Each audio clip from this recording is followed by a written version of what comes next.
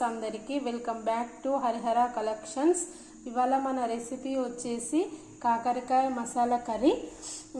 కాకరకాయ ముక్కల్ని కట్ చేసుకొని ఒక బౌల్లో వాటర్ వేసి దాంట్లో కొంచెం సాల్ట్ వేసి ముక్కల్ని దాంట్లో వేసి పక్కన పెట్టుకోవాలి. దాంట్లోకి 2 ఆనియన్స్, 1 పచ్చిమిర్చి, 2 టమాటాస్ కట్ చేసి పక్కన. కాకరకాయ మసాలా గ్రేవీ కోసం కొంచెం శనగపప్పు,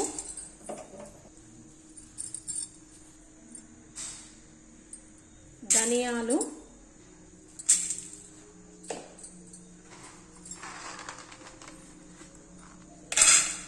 కొద్దిగా పల్లీలు,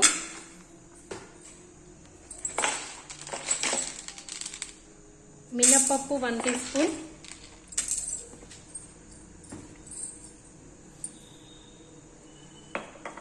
ఇవి కొంచెం దోరగా వేగిన తర్వాత నువ్వులు వేసుకోవాలి.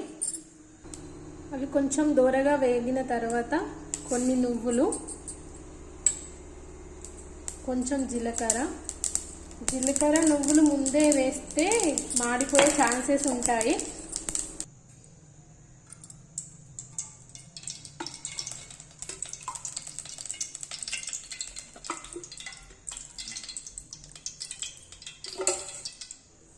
కొంచెం ఆయిల్ వేసుకొని జీలకర్ర, పోపు దినుసులు ఒకటాని తర్వాత ఒకటి యాడ్ చేసుకోవాలి.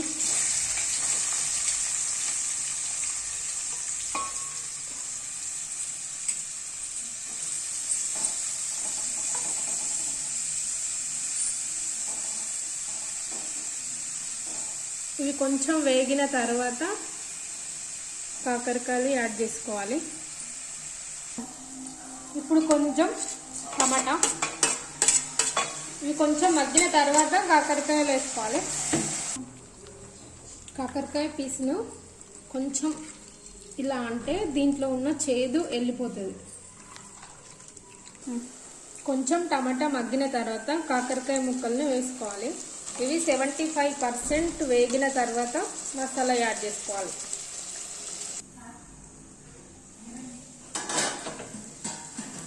కాకరకాయ ఇలా వేగిన తర్వాత దీంట్లో అల్లం వెల్లిగడ్డ, పసుపు యాడ్ చేసుకోవాలి. అల్లం వెల్లిపాయ పేస్ట్, పసుపు యాడ్ చేసుకోవాలి.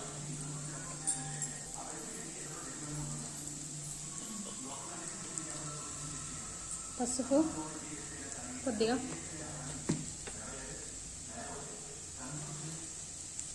అల్లం వెల్లిపాయ పేస్ట్ కొద్దిగా,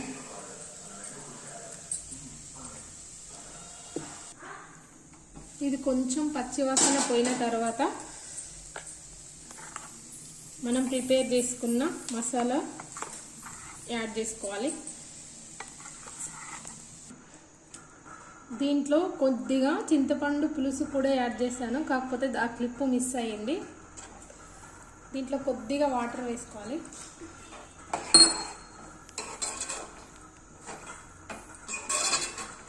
ఇది కొద్దిగా ఉడికిన తర్వాత ఉప్పు, కారం వేసుకుందాం.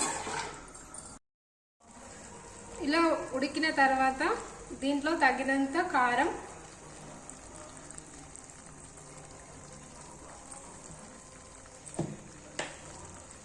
తగినంత ఉప్పు వేసుకోవాలి.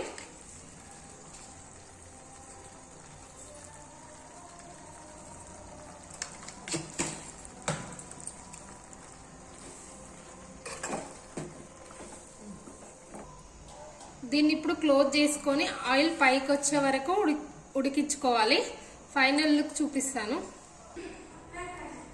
మన కాకరకాయ మసాలా గ్రేవీ కర్రీ రెడీ.